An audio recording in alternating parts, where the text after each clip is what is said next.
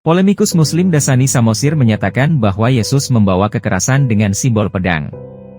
Hal ini berkaitan dengan surah At-Taubah 29 dibandingkan dengan Lukas 22 ayat 36.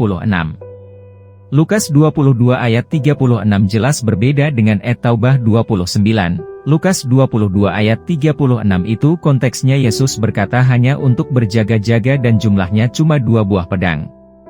At-Taubah 29 itu ribuan pasukan pasti semuanya bawa pedang apalagi perangnya perang agama, memaksa orang non-Islam masuk Islam atau dipaksa bayar jizyah atau uang jatah preman, upeti.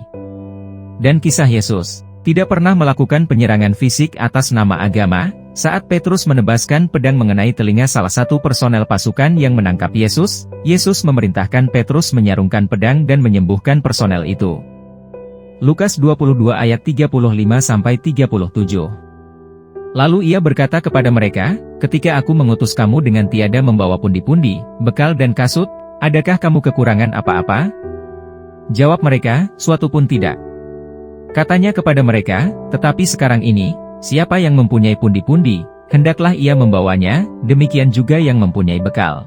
Dan siapa yang tidak mempunyainya hendaklah ia menjual jubahnya dan membeli pedang. Sebab aku berkata kepada kamu, bahwa nas kitab suci ini harus digenapi padaku, ia akan terhitung di antara pemberontak-pemberontak. Sebab apa yang tertulis tentang aku sedang digenapi. Kata mereka, Tuhan, ini 2 pedang. Jawabnya, sudah cukup.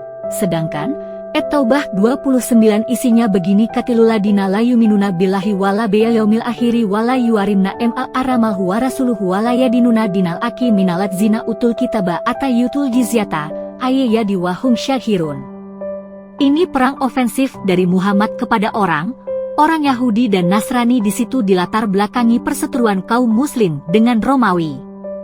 Ini berbeda dengan Lukas 22 ayat 36 di mana Yesus tidak memimpin perang apalagi memaksa orang-orang Yahudi atau yang ada di situ masuk Kristen. Karakter Yesus itu 180 derajat dari karakter Muhammad di masa Muhammad telah mengenal perang.